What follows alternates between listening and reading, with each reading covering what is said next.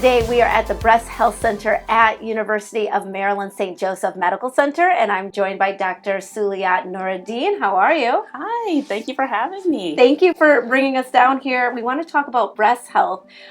We know to start with a mammogram, but there's a schedule that we should be doing this on, right?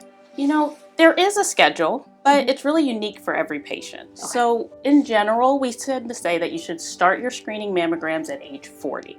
But different organizations recommend different start times, but our American Society of Breast Surgeons recommends starting at age 40 and doing it on an annual basis. But I always tell my patients it's important to know your individual risks so that we can create a screening program that's specific for you. And talk a little bit more about why it's so individualized, because it does change from person to person. That's so true. So I talk to patients about starting mammograms at 40, but that's really not the same for every patient. So we have a high-risk screening program where we look at your history, any risk factors that you have, and we talk about what screening program is appropriate for you.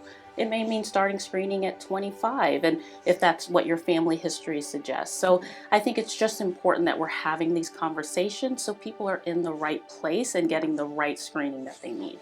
And when you're looking at overall breast health, it can be a number of different breast diseases, correct? Exactly. I think most people automatically think about breast cancer when they think about breast health, but it's a wide range of diseases. It can be things from nipple discharge to masses in the breast. And, honestly, it's really important to know your breast so that when you do develop symptoms, you can see a specialist to talk about how those impact your overall risk and to see what kind of options you need for treatment.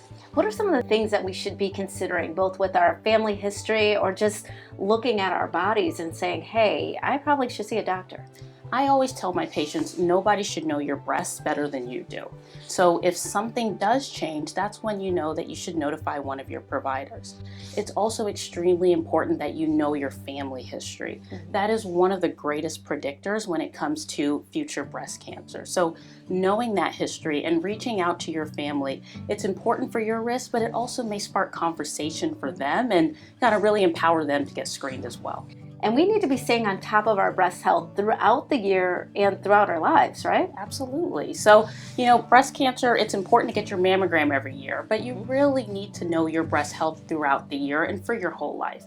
Your risk changes over your lifetime and your screening may need to change as you get older. So it's just important to continuously have these conversations. And the hospital here is part of a network, right, for University of Maryland Medical System? Absolutely. The University of Maryland Medical System has 5 cancer centers across the state.